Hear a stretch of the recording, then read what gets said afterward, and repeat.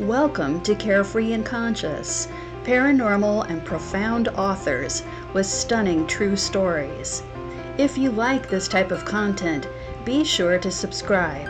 I'm your host, Susanne Wilson, the Carefree Medium and Intuition Educator. Today on Carefree and Conscious, Your Reasons for Being on Earth, Infinite Life, Infinite Lessons, with Susan Grau. Susan is a renowned intuitive medium. She's also an inspirational speaker, a healer, and she has a new book called Infinite Life, Infinite Lessons. You are going to be astounded when you hear about what happened to her as a young child that began a lifelong journey of unraveling the mysteries of life and the life after this. As a child, she had a near-death experience, and that changed everything. During her life, she has suffered unspeakable tragedy in addition to amazing miracles. Under the guidance of Dr. Raymond Moody, she achieved her Doctorate of Divinity degree and acquired several certifications that include a certified counselor, grief specialist, professional medium, and certifications in hypnotherapy, past life regression, and Reiki. Her new book, Infinite Life, Infinite Lessons, published by Hay House, is a bestseller and can change your life. And now, your reasons for being on Earth. Susan Grau, welcome to Carefree and Conscious. Thank you. I'm so happy to be here with you, Sam. It's great that you're here. I know you're really busy with your new book tour and everything that's going on, and we'll get to that. But first, I'd like to introduce you to the audience. A lot of people know who you are because they've seen you on Gaia TV. They've seen you at Hay House conferences. You've been involved with Goop also, and I understand that there's something to look forward to with Goop right now. Is that right? Yes, they're actually going to feature my book. Wow, that is really fantastic. Well, I first got to know you when we were both presenting at an online conference during COVID where everybody was studying online. And so I really hope to meet you in person at some point. I think that would be great. I don't really want to start with the near-death experience that you had yet. Let's ease into that. Let's give you a break because people need to really stay tuned for this. This is one of the biggest roller coaster rides of an NDE that I've ever heard about. We're going to build up to that. I would really like to start at, why did you write Infinite Life, Infinite Lessons? What did you want to accomplish with that book? I wanted to help people see truth. And I think that it needs to be out there. I see a lot of things that I honor everyone's belief systems always, but there's a lot of scary stuff out there about the spirit world and a lack of understanding about grief. And I'm a grief specialist and I'm an addiction therapist. So I had a lot of information I wanted to share about grief and what happens to us on this planet and where the connections really are. And then people don't understand the difference between their fear and intuition and what it's like to be on the other side. And I wanted people to get involved with the exercises and learn the power of self-love and what that really means. So there was a whole lot of different reasons. And I think learning about mediumship, learning about the spirit world, learning about grief and how to navigate those waters. So there was so many different things that made me want to write it. But really at the end of the day, I was standing in my kitchen and Spirit said, I was doing a documentary and Spirit goes, stop everything. It's time to write. And I laughed and I said, I'm not a writer. What are you talking? What? And they said, it's time to write your book. And I thought they were insane.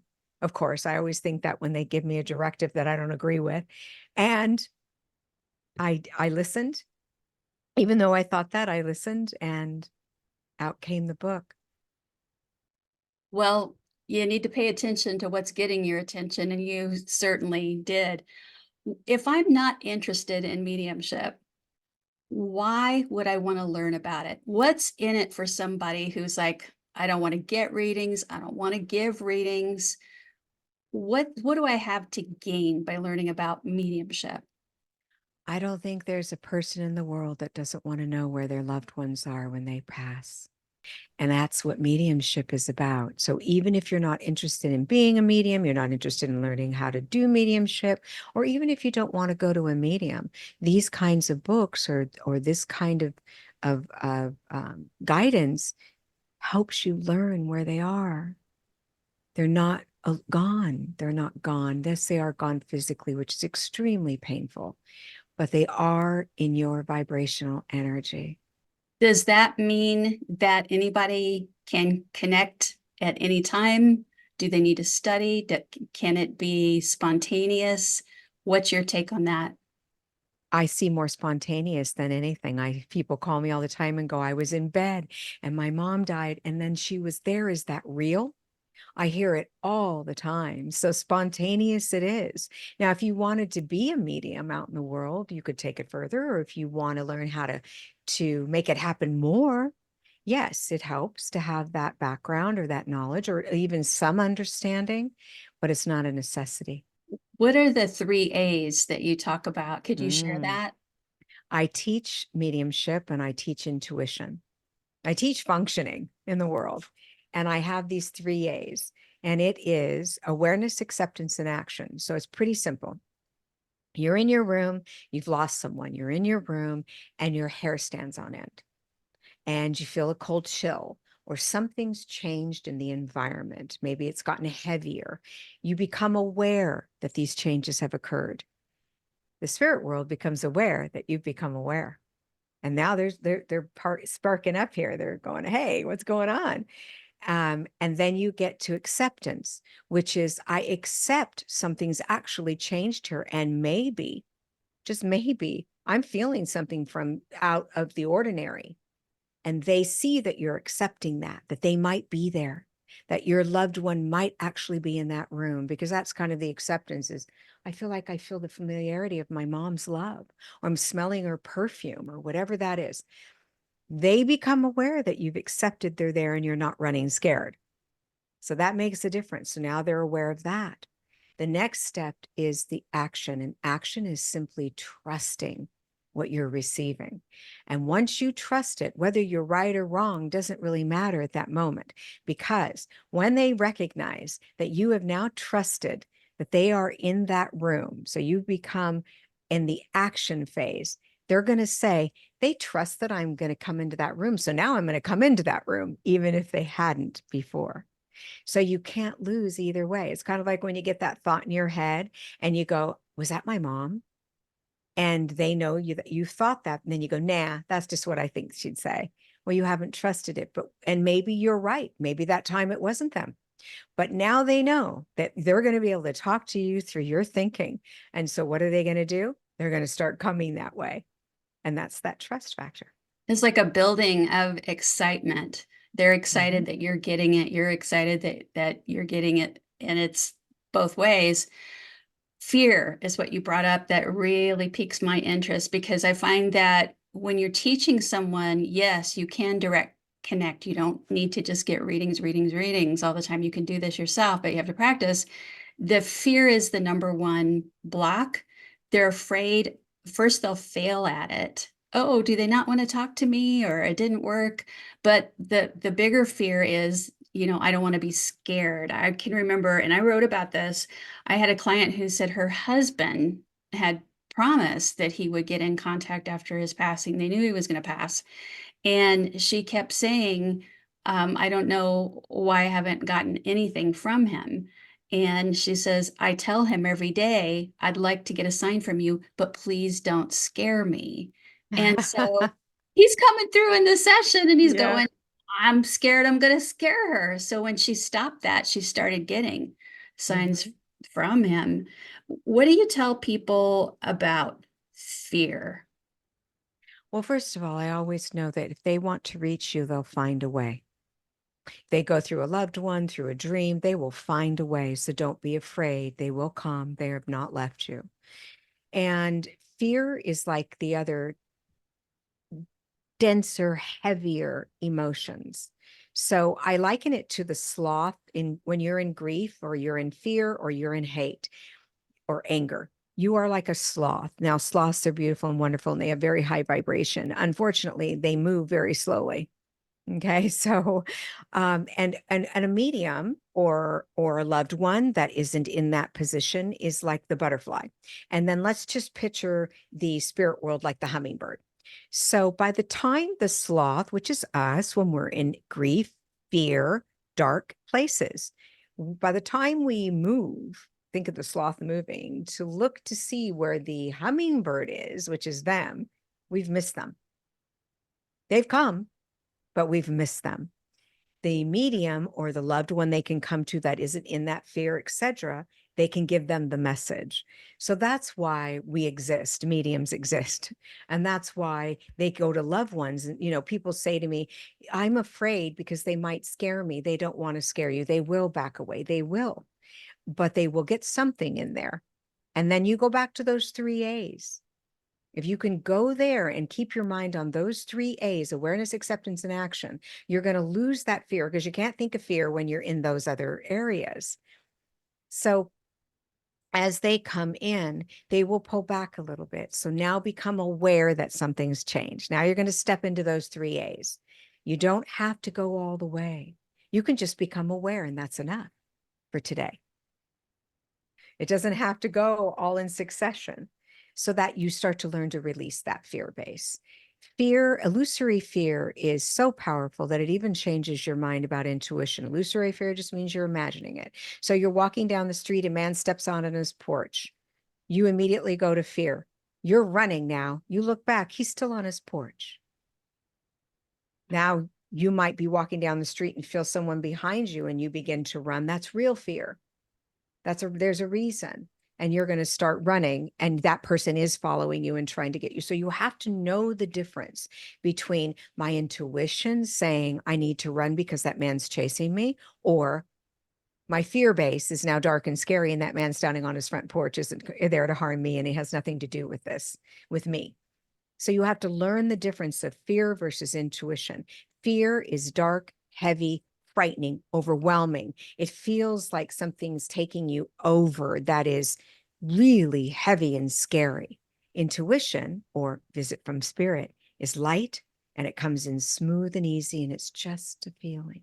It simply is. If it's Right. the intuitive voice, it simply is. It is there. It's not coming in with a panic, right? Right. If you're doing mediumship, or you're feeling them and you're fearing them, ask yourself, is this a person you need to fear? Is there something about them you need to fear? Have they harmed you? Have they ever come in a fear-based into your bedroom before? When this is your husband, he loves you, he's walking in the room. That's what he's doing from there. He's coming in. Is there a reason to have fear? And if there is, resolve it. If there is not, let go of it. There's no reason for it. Every time I've ever feared a spirit, which I have, I'm like everybody else, I'm having a human experience. I ask myself, have they done anything to make me fear them? If the answer is no, I let go of the fear. Yeah. What is the evidence that this is scary? There is no evidence that this is scary. This is your loved one. And people get hung up also with media, television shows, as you mentioned earlier, that are scary. Every haunting is demons and all this sort of thing. And there can be this fear that if I open the door to the loved one, who can follow behind them? What do you say to that? It's not real. It's not real. This is TV. And having done TV, I can tell you, it's all planned out.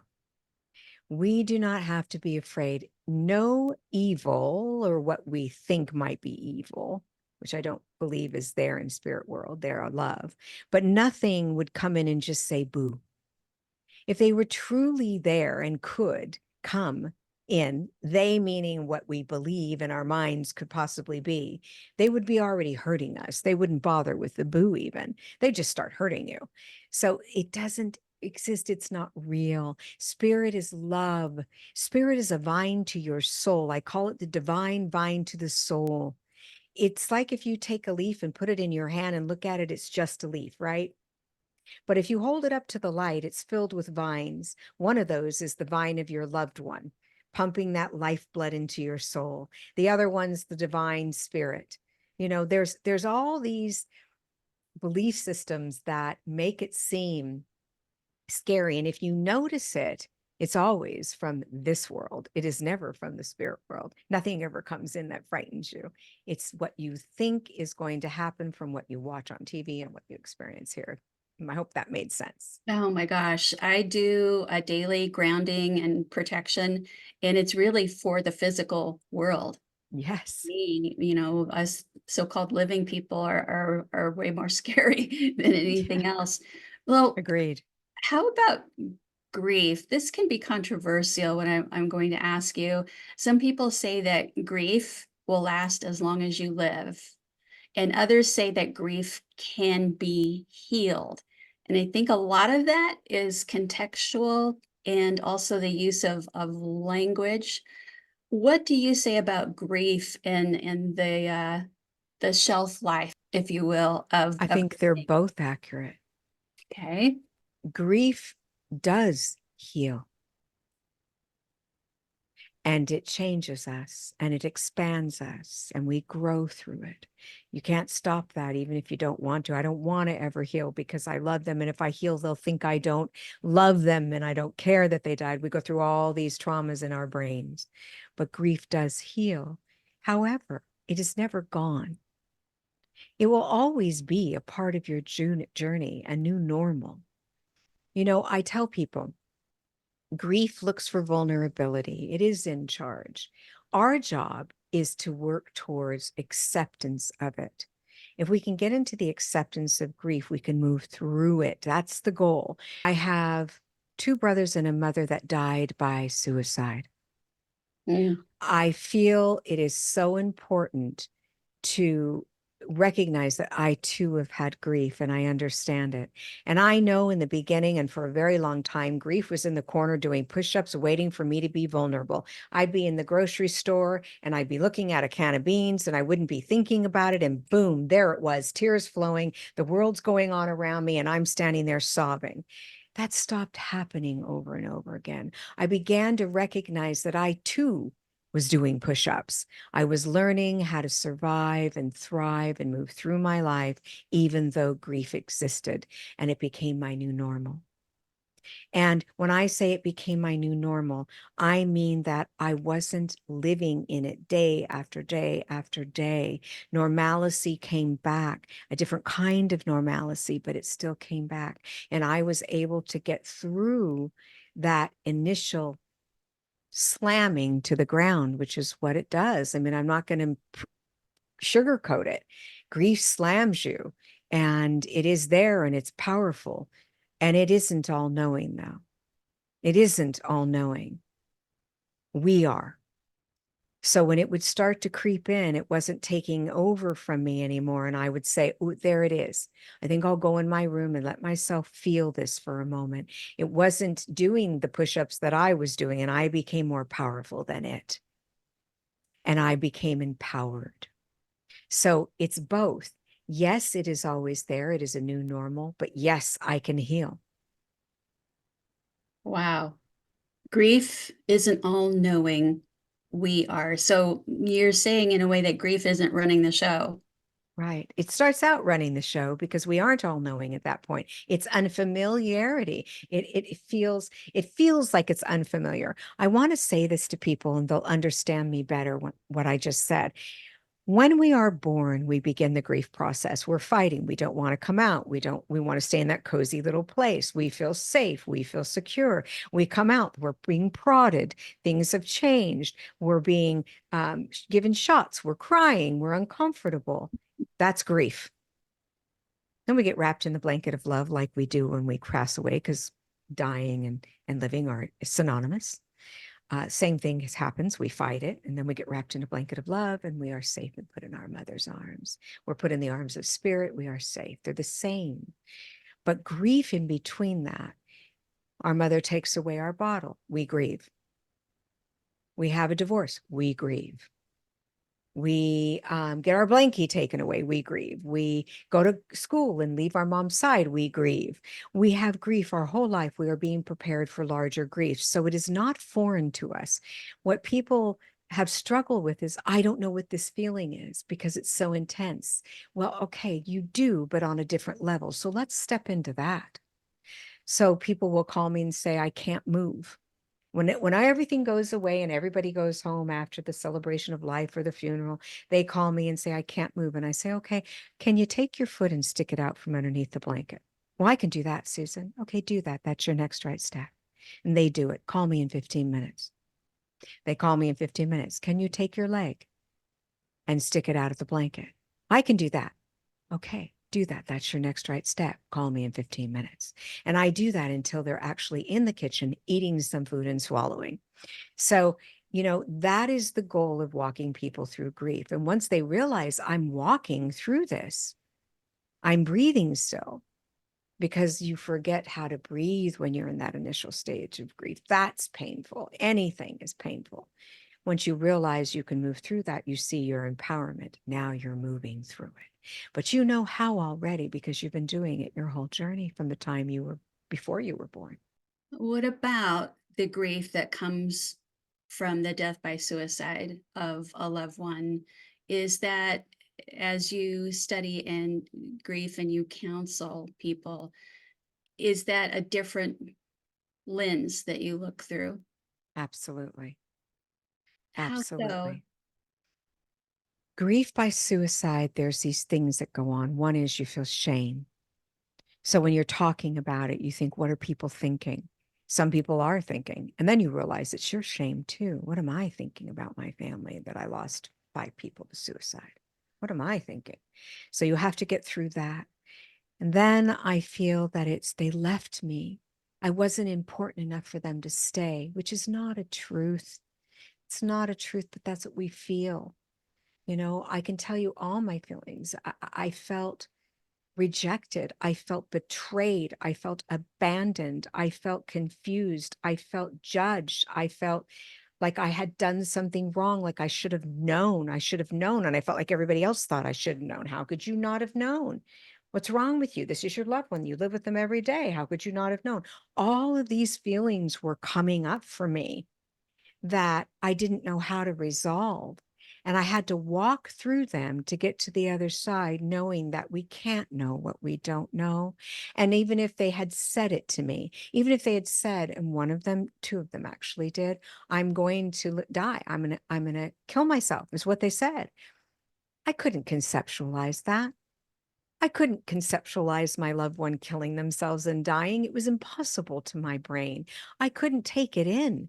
Now, I did take some action with one of them. The other one I didn't, because I thought they were just talking. I couldn't take it in. And it was so fast how it happened. It just happened boom, boom, boom. You have to give yourself grace.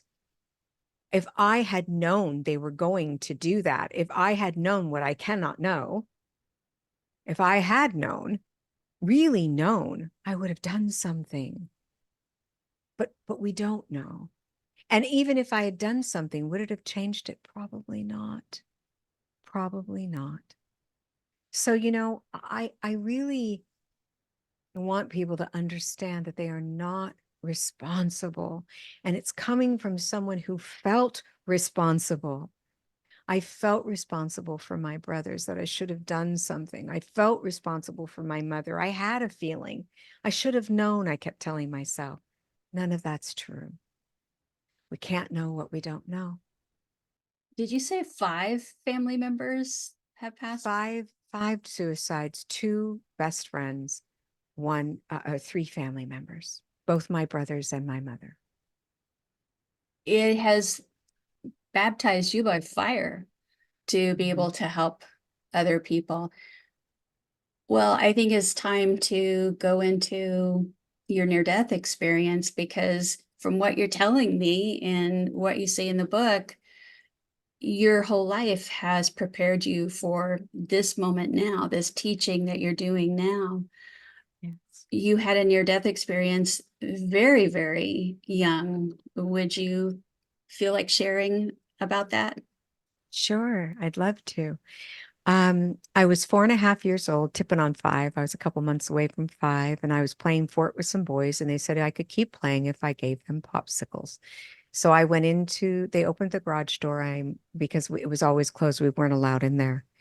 And I went to the freezer and I opened it up and I said, I'm going to get the popsicles. I climbed in. It wasn't plugged in. I recognized it wasn't. I went to tell them, and they closed the freezer door.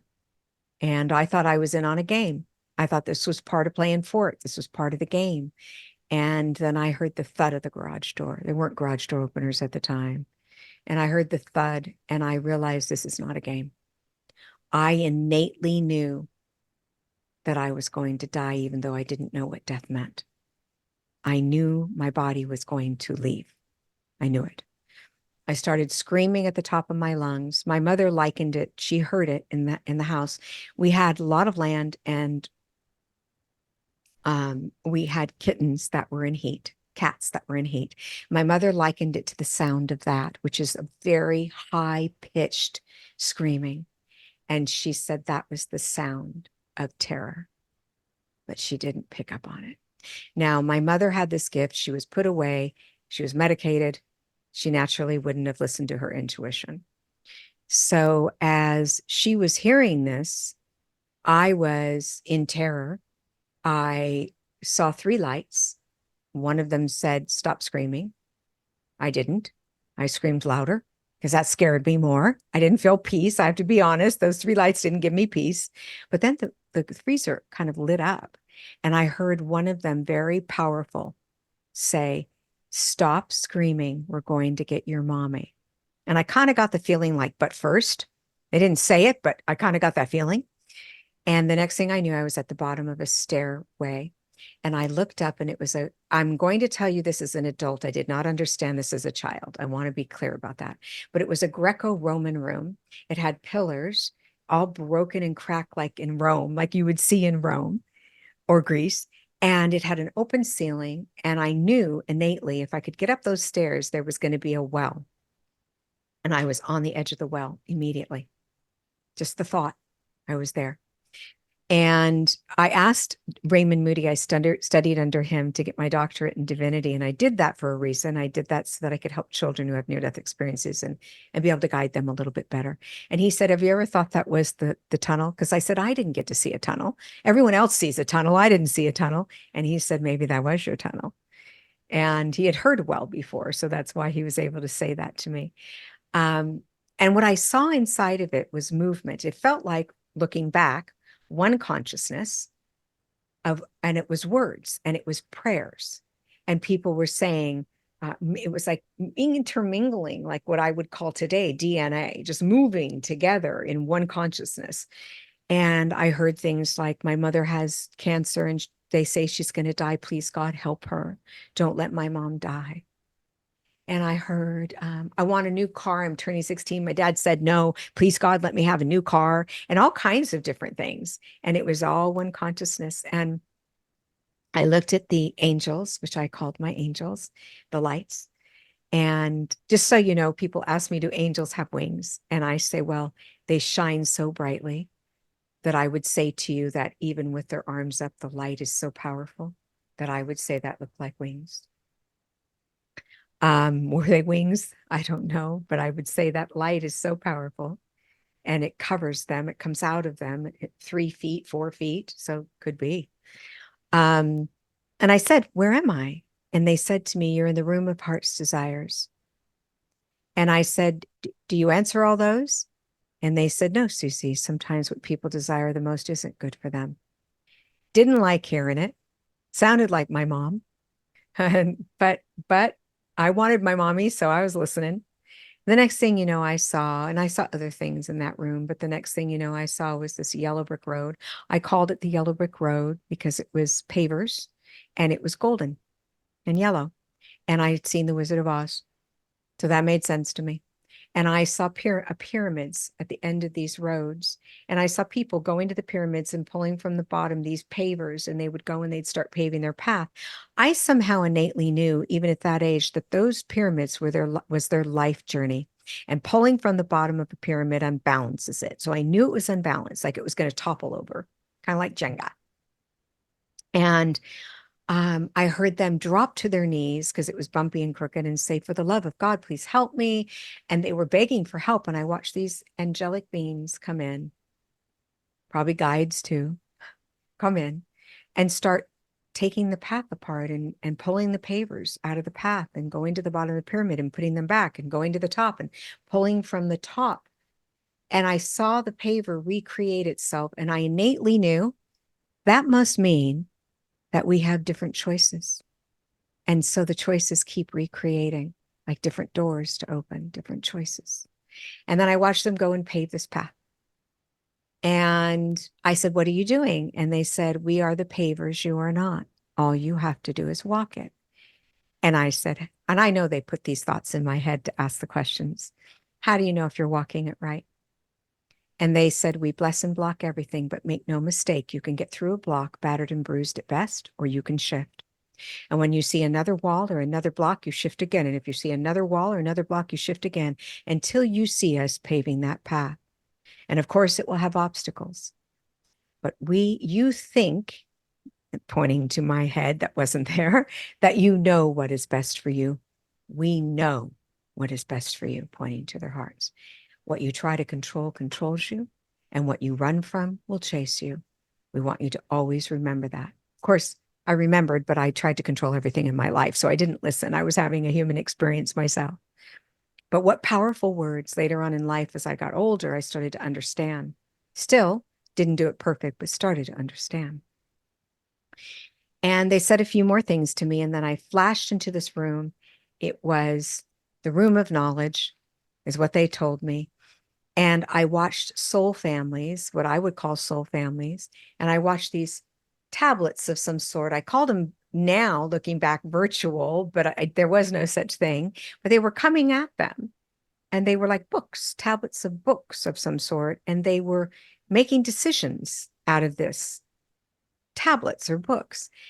And I said, what are they doing? And they said they're planning their next incarnation. And I had no idea what they meant by incarnation. It's so interesting because later on in life, when I was older, someone said, do you believe in reincarnation? And I dropped my jaw and went, what?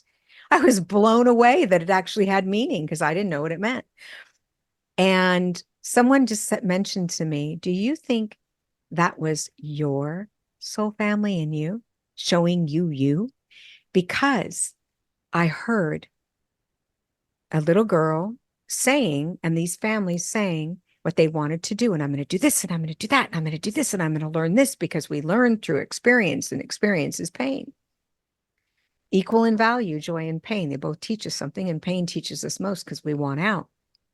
And they're having this conversation.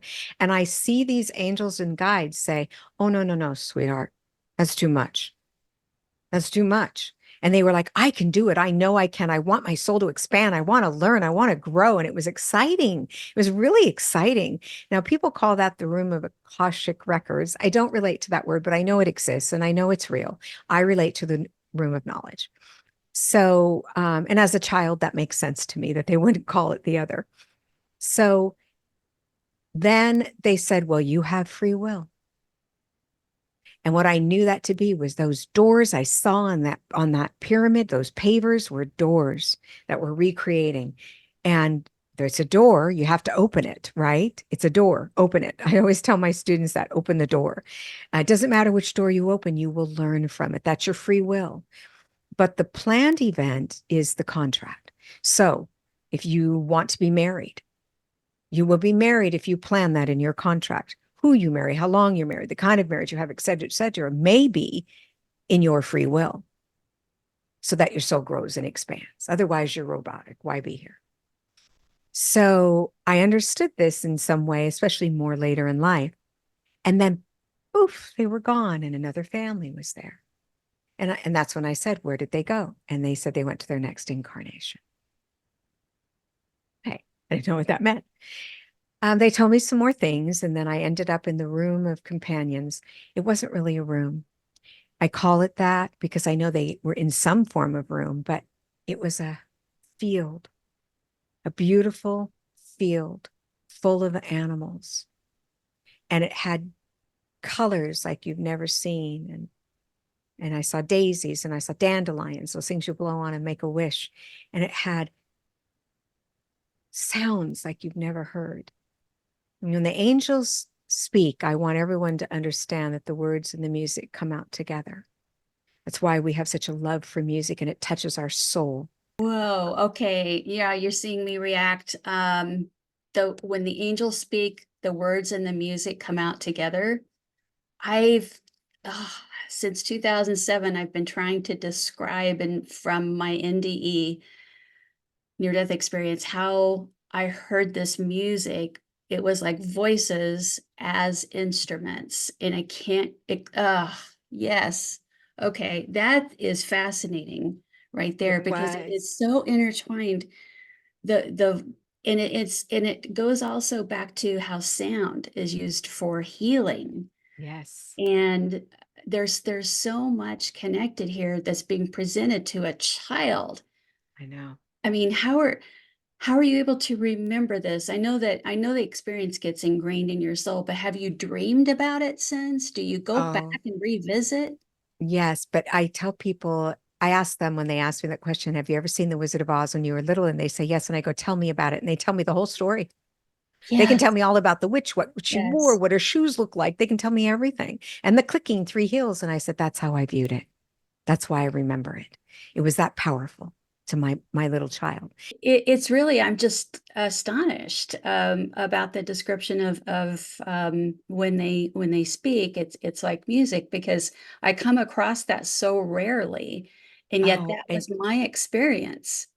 and you asked me if I had seen it later, and the answer is Yeah, yes. do you dream? You have to dream about this. You have to still, there's got to be still Goes golden beyond that. gems that would come to you that will still unfold Always. throughout your life. Always, but I had other events. So I had a brain tumor. And when I was under, I had another experience and I saw things again. When my brother died, he came to me for 3 days. He died by suicide on my birthday. And the first night I heard Susanne, because that's what he used to do when he'd call my name. And then I said, go away. And I ran upstairs and I covered my head like I did when I was little. I'd cover my head and say, go away, go away, go away, because I was so scared. I saw so many spirits.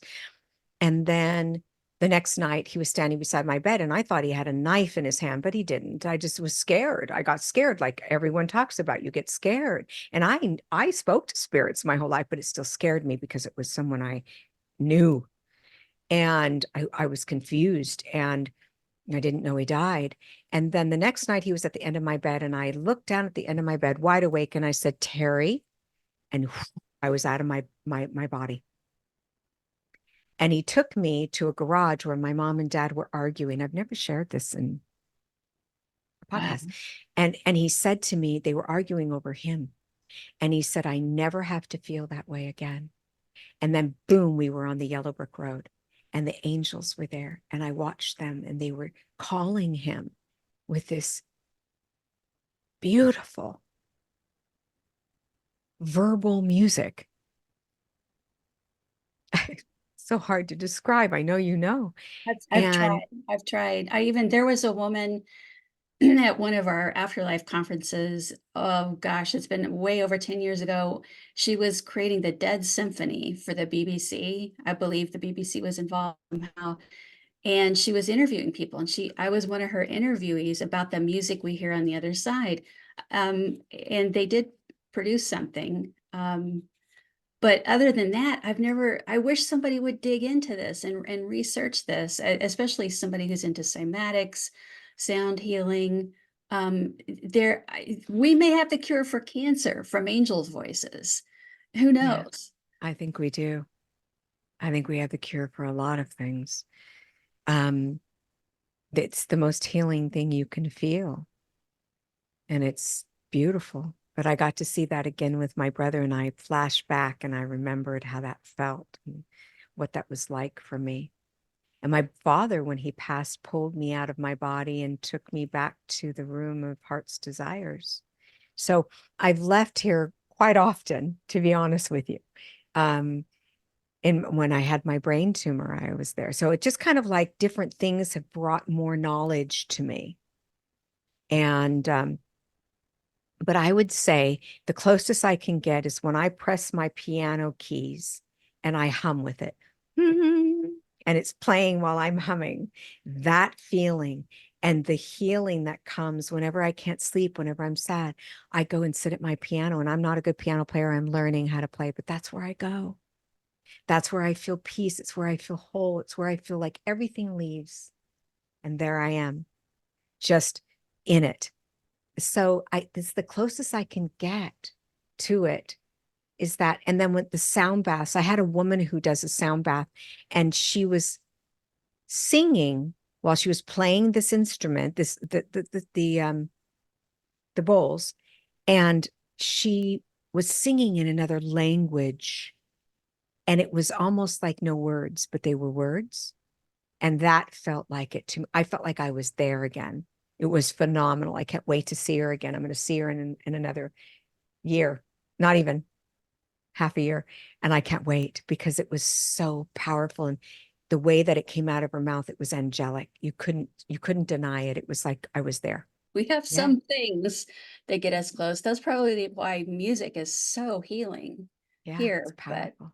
because when we're home, heavenly home, it's all around. Yeah. And music takes us to every emotion. I go back in time. Oh, I remember my first boyfriend. I mean, like we go back to all of it, and it brings us to the now. It does both. So it's just that powerful. And it came from the angels. I know it did. They created it and they gave it to us, beautifully gave it to us here, even though sometimes it gets tweaked in a way that isn't like them. They still gave it to us. What do you think was the primary purpose of this near-death experience from the perspective of your existence, not just this life, but your existence? What does it mean? I truly believe that I was born in this existence and probably most of them to be a healer. And I needed to expand beyond my limitations. And the only way for that to happen for me, just for me, was to have this NDE and all the subsequent NDEs after that, or experiences after that. I needed to expand, and I wasn't getting it. I don't think I think last lifetime I was a healer, and the one before that, and the one before that. I mean, I believe I had an advancement needed, and this was it right now. And in all honesty, I chose an extremely painful journey. And I definitely have the PhD in hardship. I was trafficked as a child. I had so many things that I had to understand the human condition in order to be the healer that I am. And all of the things that I experienced, I help people. They're the ones that come to me. They're the ones that are in front of me. So, and more, but I always see them. So even trafficked people come into my room. It's interesting. There's so much, I'll say SA um, abuse that is not reported, and we get to hear about it later as people are walking through their healing journey. It's sometimes difficult to say, I planned this life. Do you think we plan in great detail, that we plan in broad strokes? And you've mentioned that we always have free will.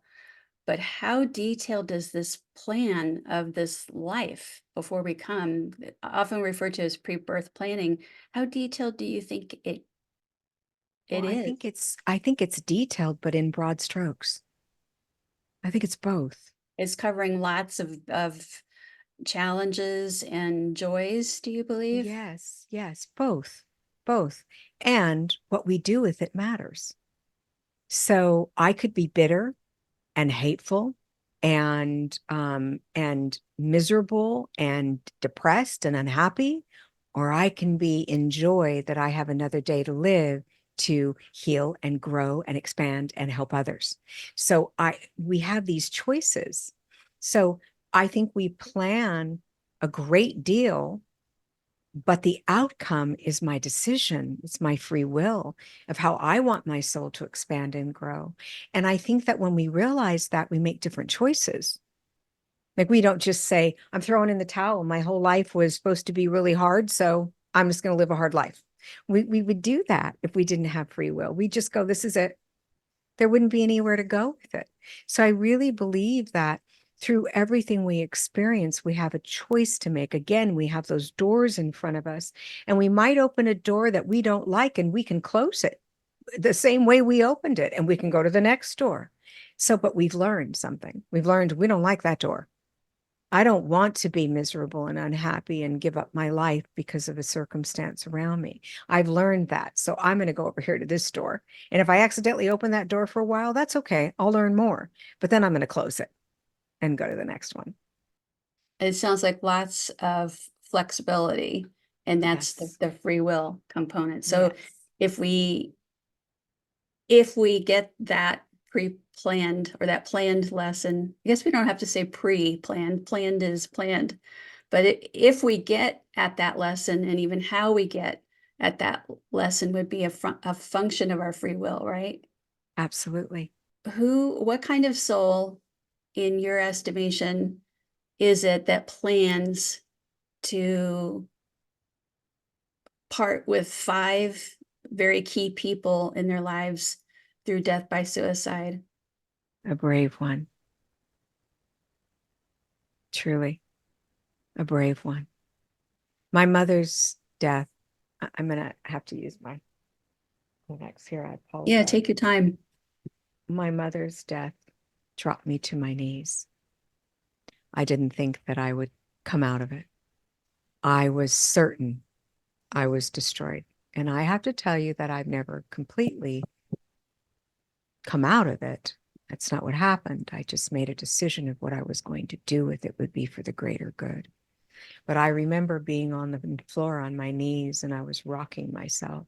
And I kept saying, I know you love me more than anything. I know you love me more than anything, over and over again, speaking to the spirit world. And I felt this rush come in, the most powerful rush of love come through me like nothing I'd ever felt, except for when I was there. And I knew it was them.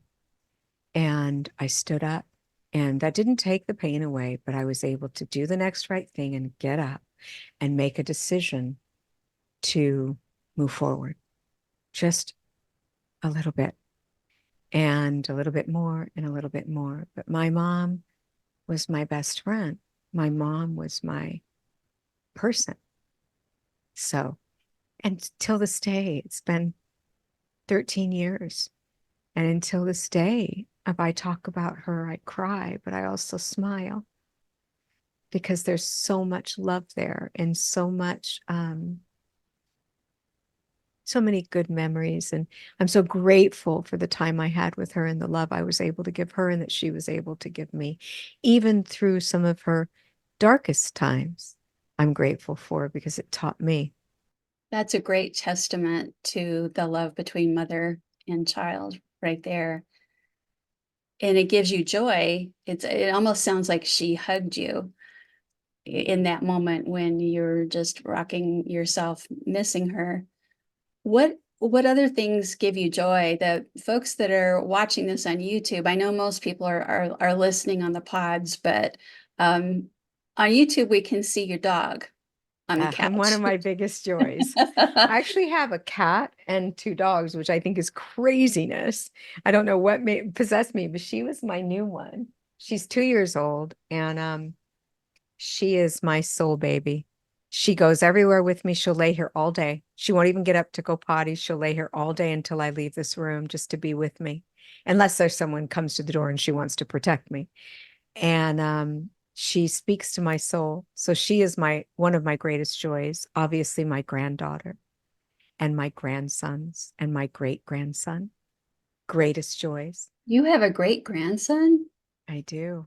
I'm Wow. 65, How old is this kid? brand new, brand new. Okay, Um, that's fun. yeah. And my granddaughter lives by me. So of course she's, my little angel baby. And going places with my husband, he's my best friend. All my friends, I find joy in a lot of things. My goal is to stay out of dark. And it's hard sometimes for me. I really know when I feel it the most is if someone betrays me. Oh I'm God. trusting them. And I don't mean betrayal necessarily sexual betrayal. I mean betrayal. I felt that when my family members killed themselves. I felt the betrayal of that, even though it wasn't about me.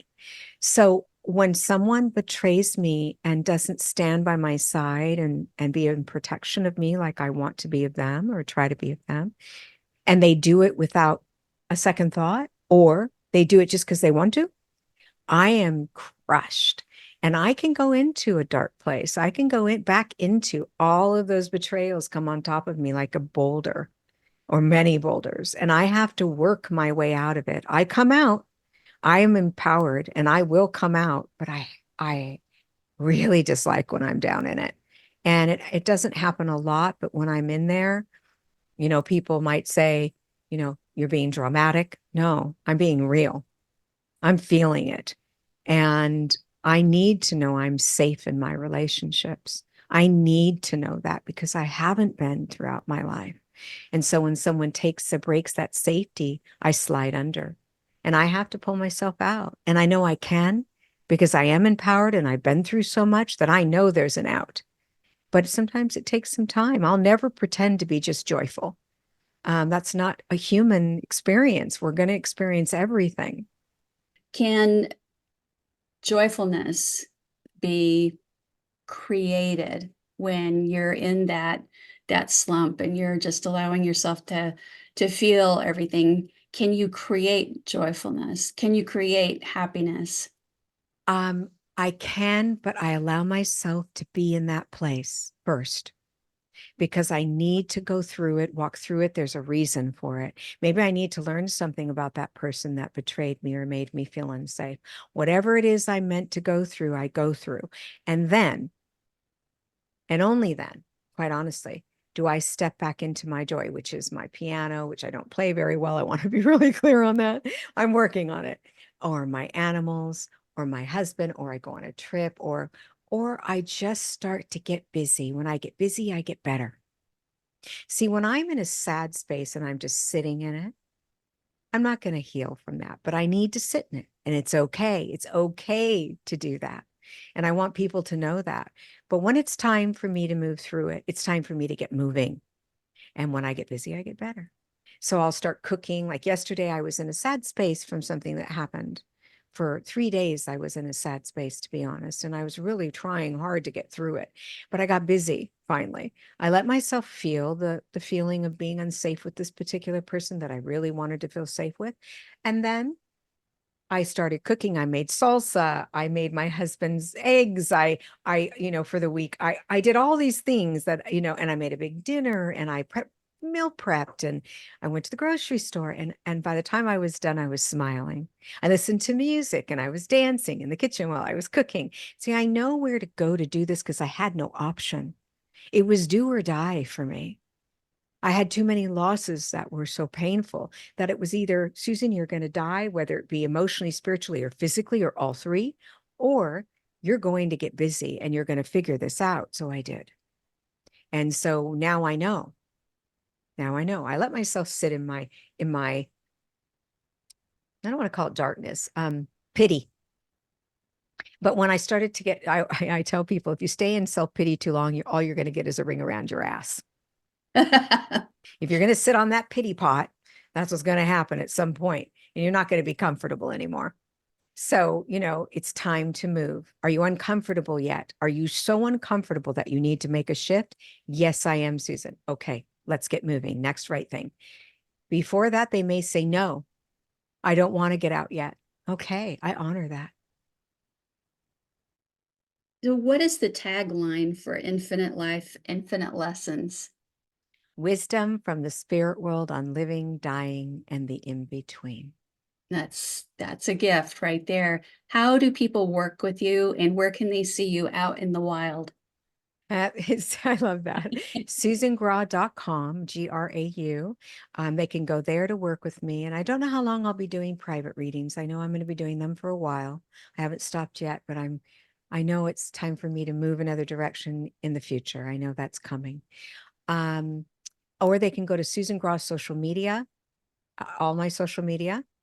I'm doing a book signing at the Grove on October 26th. They can come meet me there. I would love to meet anyone. The Grove is in Los Angeles, California. I'm available via Zoom, via in person. I have an office, so I do both. So I'm pretty well reachable. I don't keep myself hidden in any form. And on social media, I do free lives. I don't do them a lot because I am busy, but I do them. So that helps people who can't afford me. I work with grief, mothers in grief with Dr. Laura Berman. So I do a lot of free work, and I want to expand that. I love to speak. I do work with Hay House to speak. I do live events with Hay House. So I'm all over the place. And I don't have enough yet. I want to expand more and more. Spreading joy and teaching us how to walk our paths through the things that happen in life. Susan Grau, thank you. Thank you. It's been wonderful talking with you. Visit our website, carefreemedium.com, or find us on social media at Carefree Medium. Thanks for supporting Carefree and Conscious.